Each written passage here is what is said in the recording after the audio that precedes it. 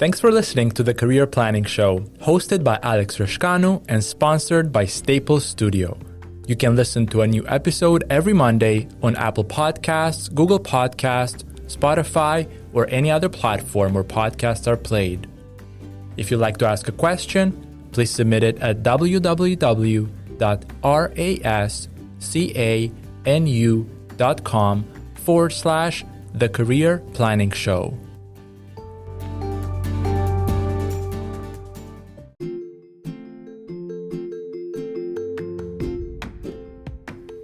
Gerard Keledjian is the founder and managing director of New Horizons Media, a multicultural social enterprise for video production and content creation, where he works with a team of internationally trained media professionals and Canadian-born young graduates and people with disabilities to assist Canadian nonprofits and small businesses with storytelling and brand messaging through content creation.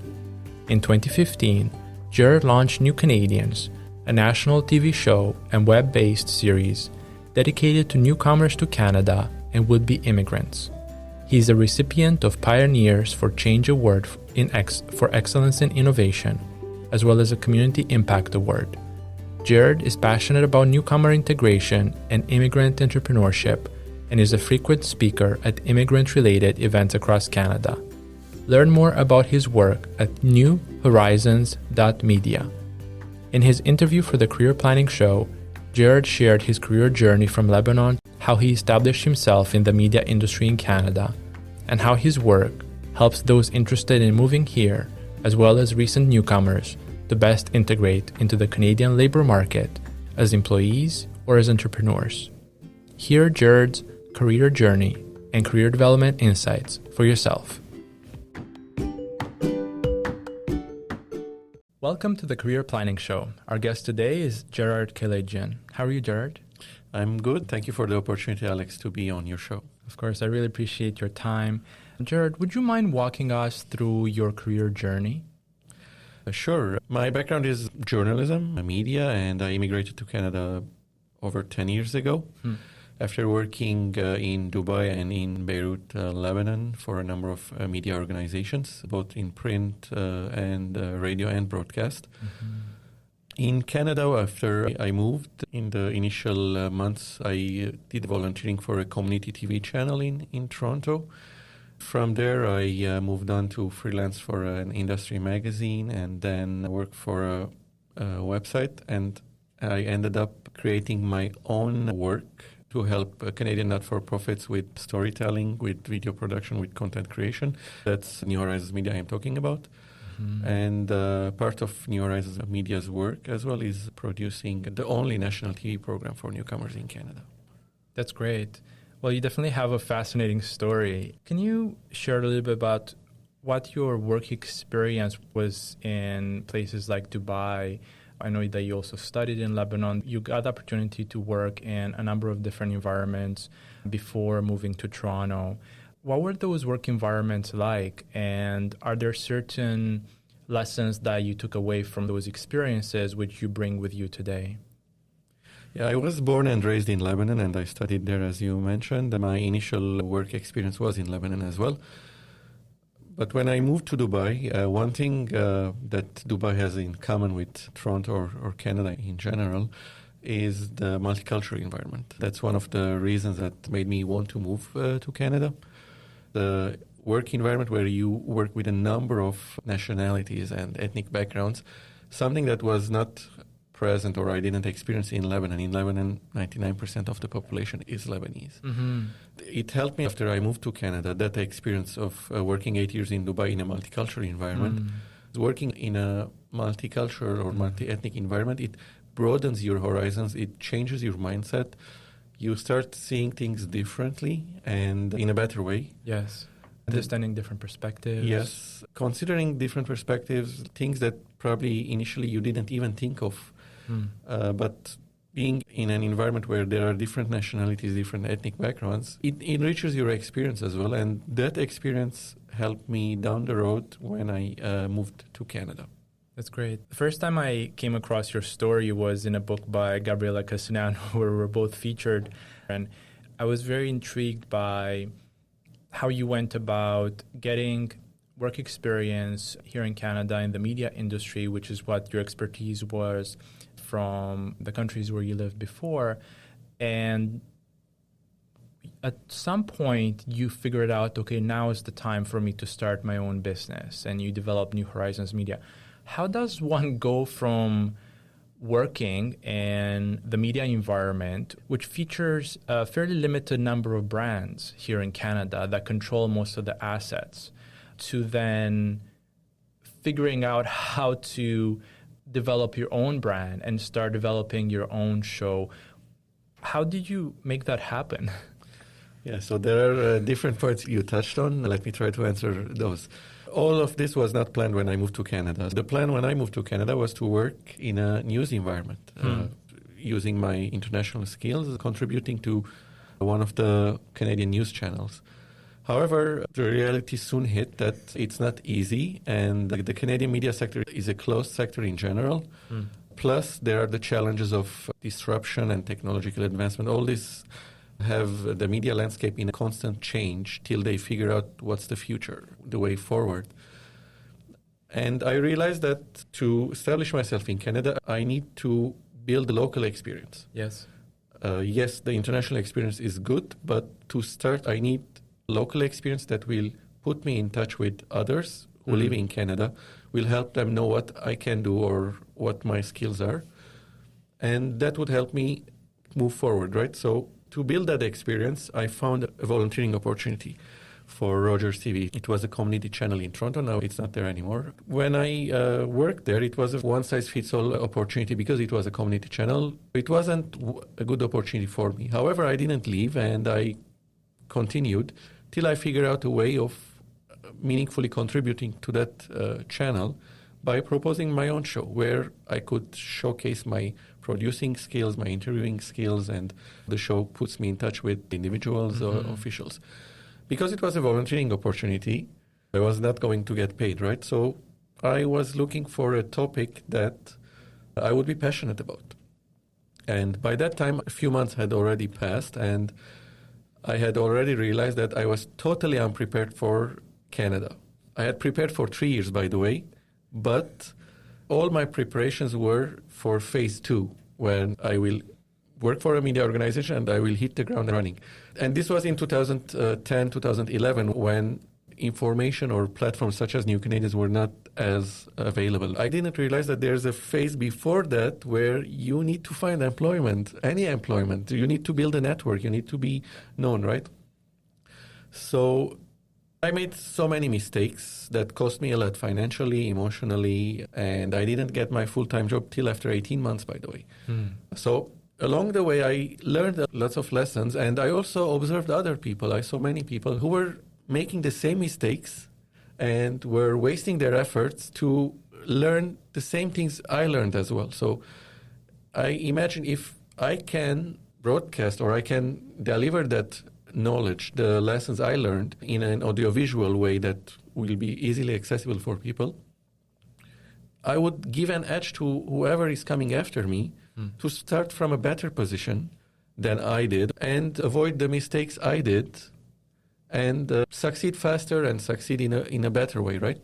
So I realized that there is a gap on TV for such a program that shows to immigrants the benefits of programs like a bridging program or a job search workshop or networking. Networking was an unfamiliar concept to me, and there's no one way to do networking. Yeah. So I wanted to communicate all these messages. That's why I did a small volunteering opportunity there. And still the intention was, after this experience, to go to a news organization.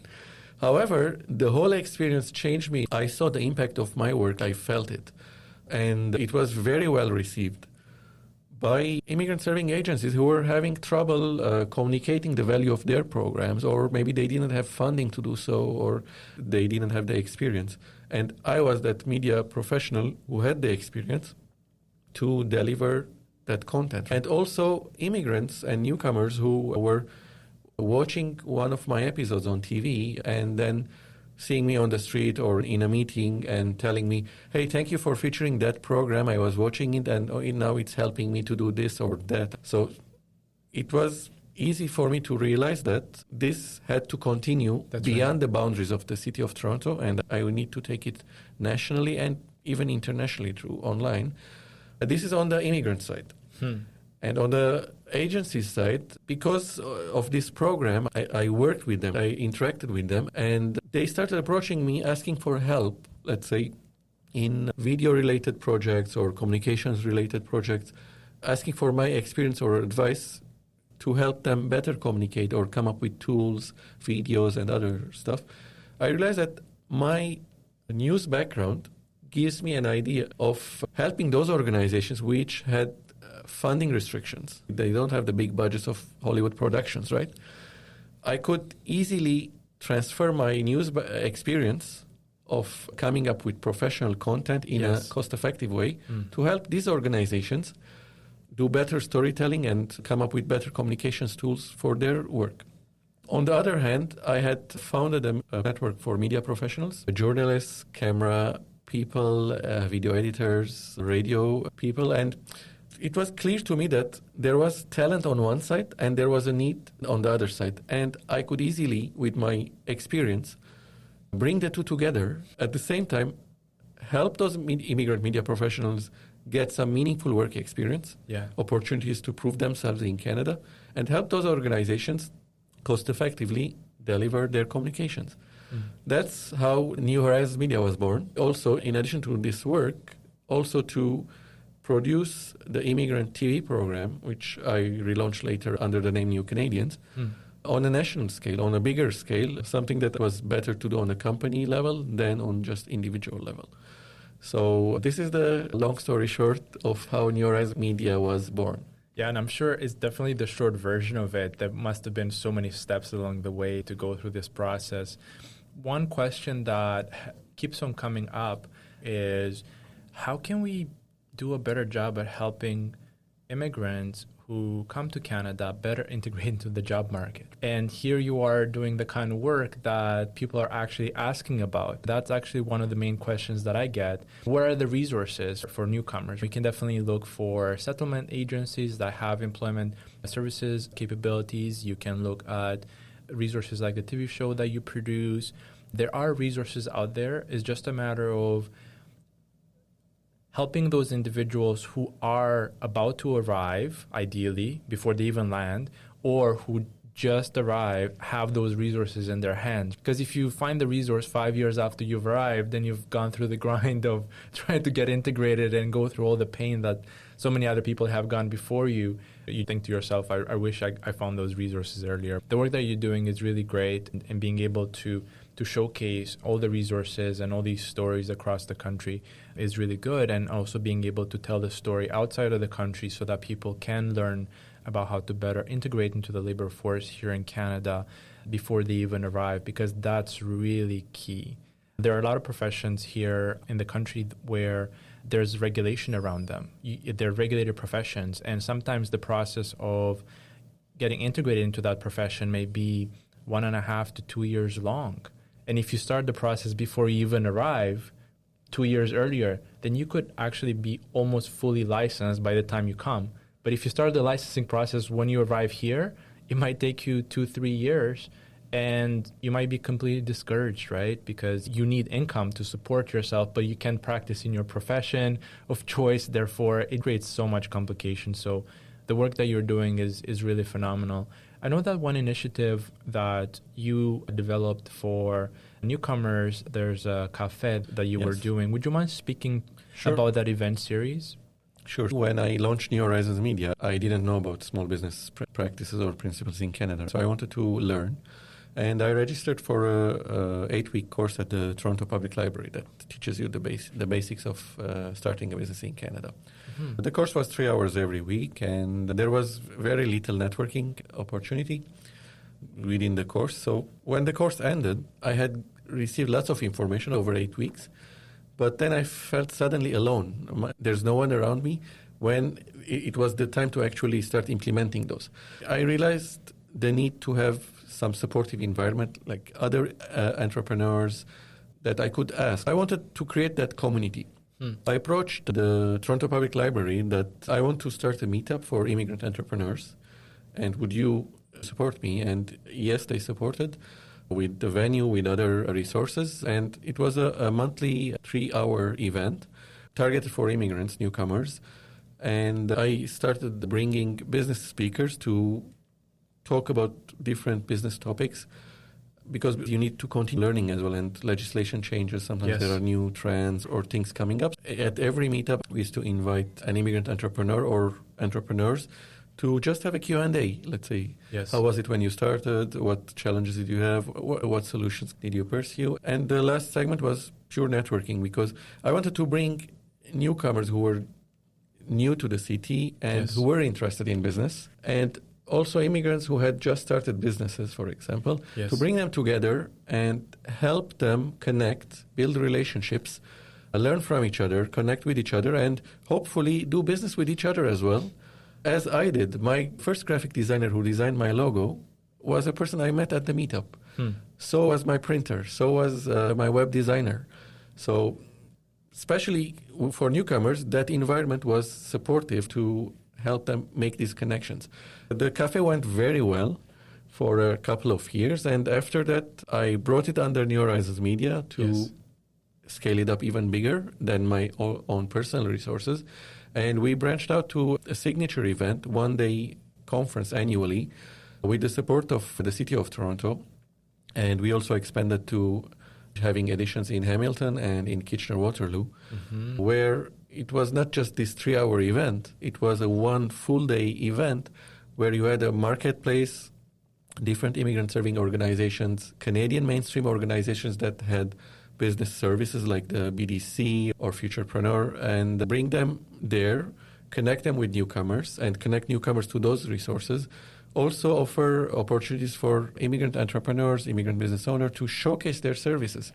Give them that supportive environment to be in front of the public, a friendly public, I would say, but to start practicing talking about their businesses, trying to sell their products or put them in that interaction with the public, and also bring more than one speaker, have a series of workshops, teach them the basics of starting a business and other information about how to manage your social media for business or legal aspects. And keynote speakers have panel discussions. Create that one full day experience where newcomers who were interested in business or who had just started businesses to grow, to connect and grow. In my opinion, the way they view business as entrepreneurship is try finding work. And if you didn't find work, then plan B could be starting your own small business. While I see things differently in that it's not a plan B or it's not of lesser value, it's as important or as valuable as being employed for another organization. That's right. It's just a matter of what you want, what your skills are, what your expertise are, to decide which way you want to go. And even with small business, if you want to start your business, it's okay and it's even valuable to have employment experience to start your business. Similar in my case, I had employment experience for about 3 years till I got enough knowledge or the experience or the courage to go on fully on my own. I don't need to be employed anymore. I can put my skills to a better use being my employer. And I love what we're exploring here right now. We can definitely spend a lot of time thinking about how one can find a job or progress in their profession. But there's also the other opportunity, which is very significant, which is considering your career as being that of an entrepreneur, as someone who's a business leader who grows their operations and is able to hire other individuals under them, who needs to learn those leadership skills that allow you to hire and retain and nurture your staff to be able to continue growing your organization. I find that individuals who become entrepreneurs have a certain personality type that is potentially slightly different from that of someone who is interested in working for someone else. I was listening to some material recently where it's actually very acute, the difference between someone who pursues entrepreneurship versus somebody who pursues being an employee. You're speaking with immigrants who decide that they want a job, but you're also speaking with immigrants who decide that they want to start a business. Are you noticing any patterns as to what processes people go through in order to decide, you know what, I'm going to start a business? Is it usually because they have a personality type, or is it because that's really their plan B and those are really the two scenarios that you see? Are you noticing any other patterns or resources that they took advantage of that unless they had those resources, they would have probably ended up working for somebody, but now here they are as an entrepreneur? I think it would be a mix of all the types you mentioned.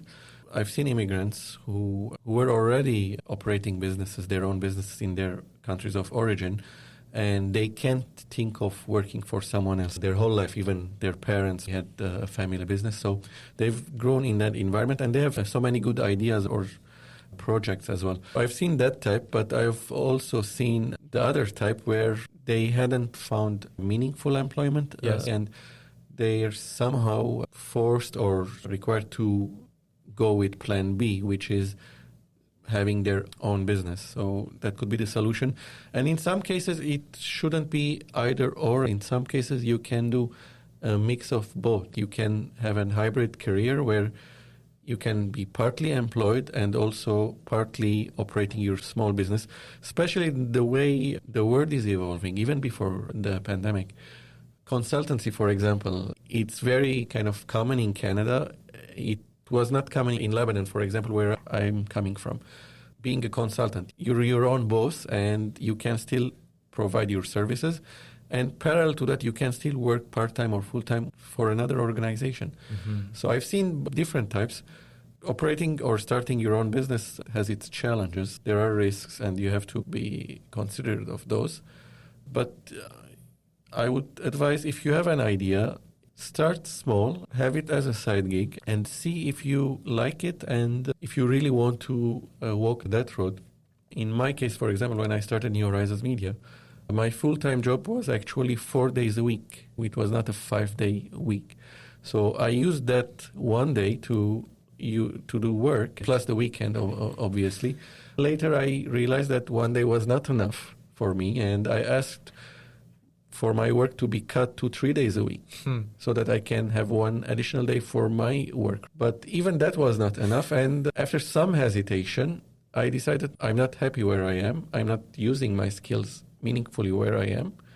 I want to go fully on my own and be able to help more people, more organizations with my experience and knowledge. That's great.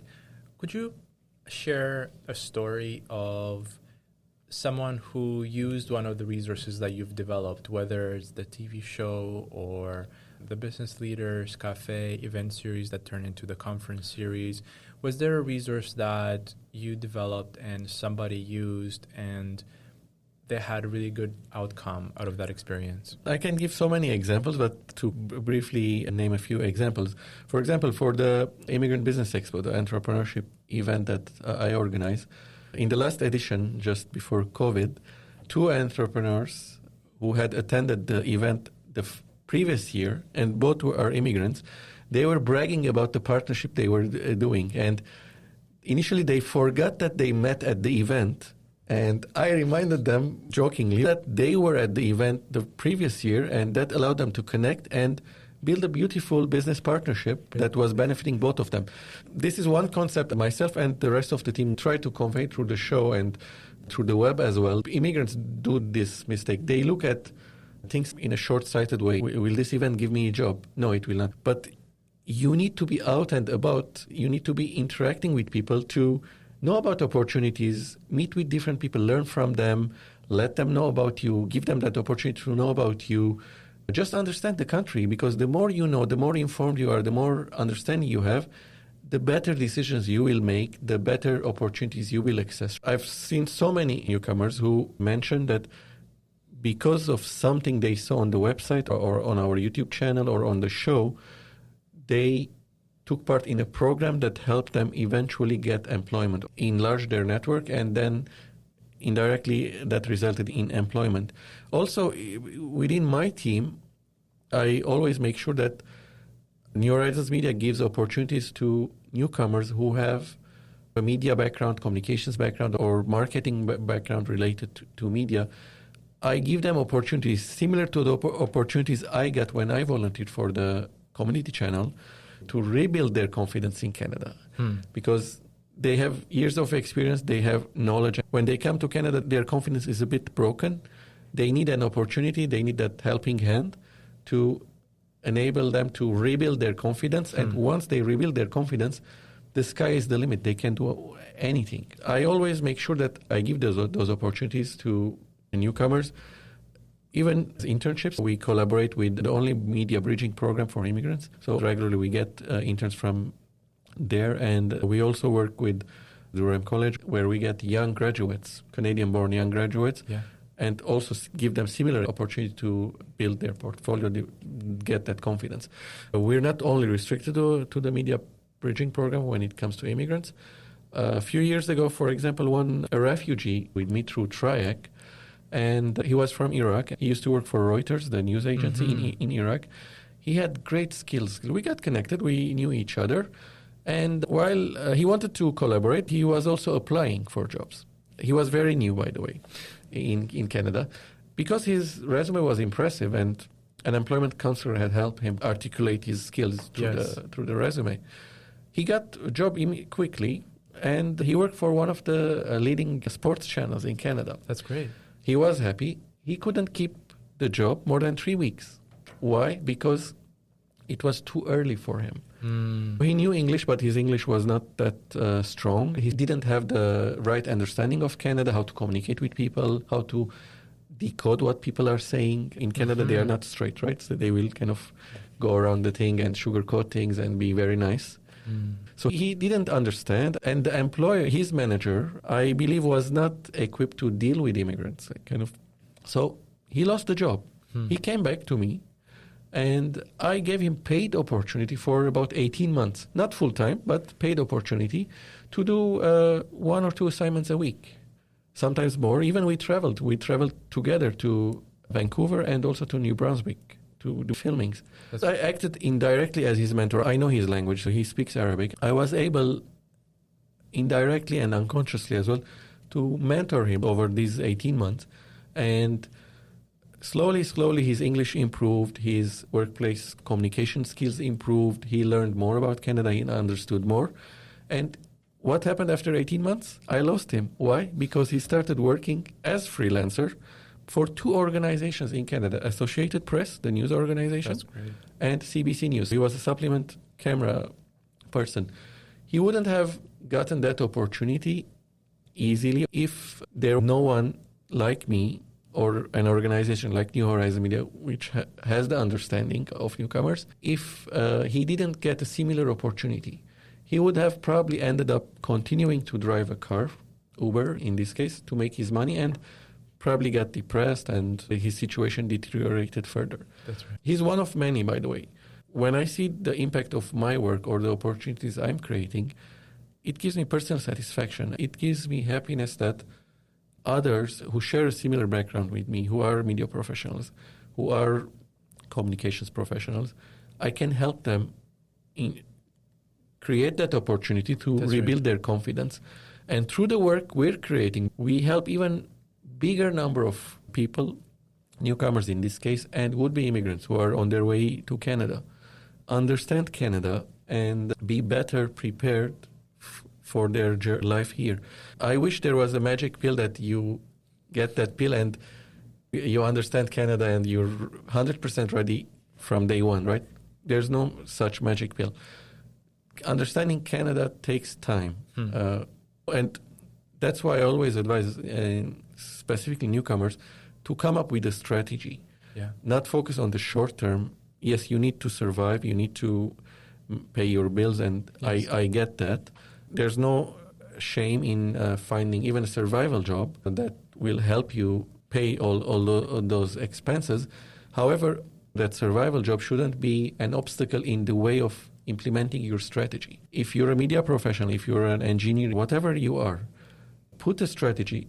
Where do you want to go? Do you want to work in your profession, or do you want to slightly change, or do you want to completely change and move to another career? Moving to a new country is a good opportunity for you to do that.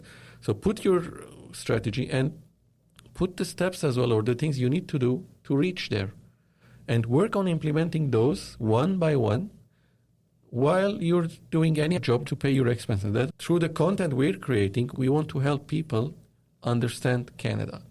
Be better prepared for Canada. Sharing all these services, all these resources, all these experiences of immigrants, we want to do that because there are sometimes things that are hidden between the lines, very small details that you wouldn't think of, but they come from the mouth of immigrants we are interviewing, we are featuring on the show that would help other immigrants.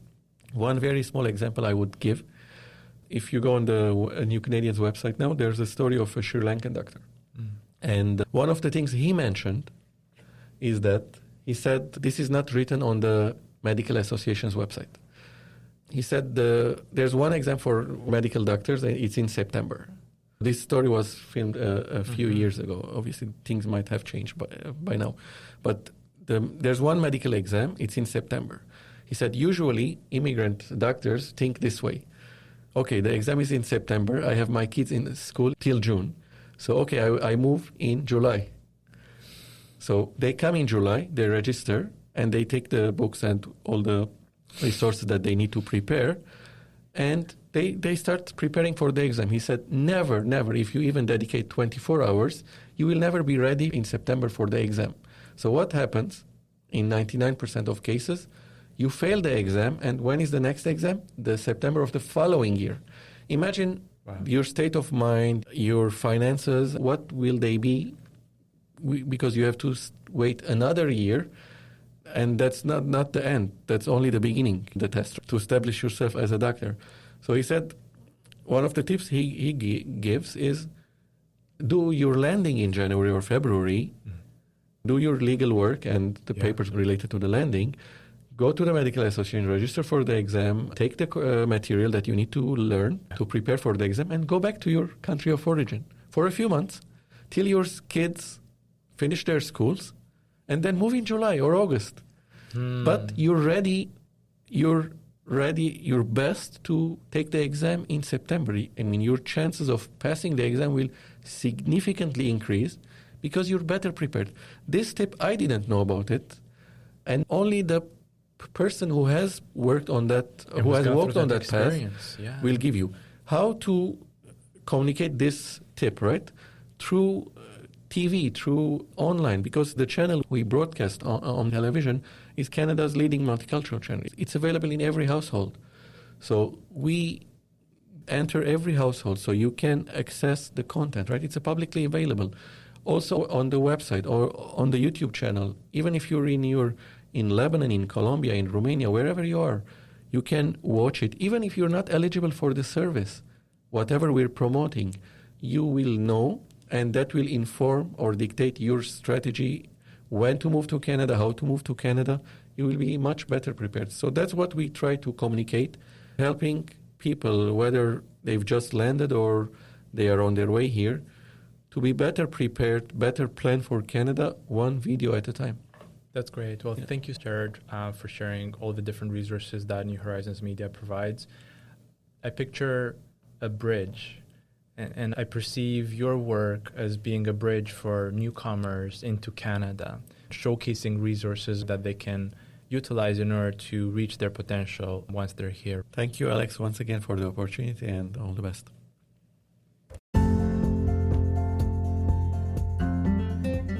We record the Career Planning Show in the podcast booth inside the Staples Studio co-working space located in Midtown Toronto, Canada. Staples Studio not only offers a safe space to work with desks, offices, private phone booths, and meeting rooms, they are also connected to the Staples store, where they have everything you need under one roof. With locations across Canada, Staples Studio is a community to help you work, learn, and grow.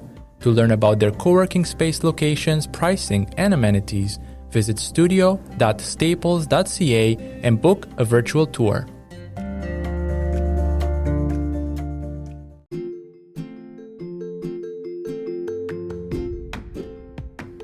Thank you for listening to the Career Planning Show, hosted by Alex Rashkanu and sponsored by Staples Studio. If you enjoyed this episode, please subscribe to the show, rate it, and share it with a friend.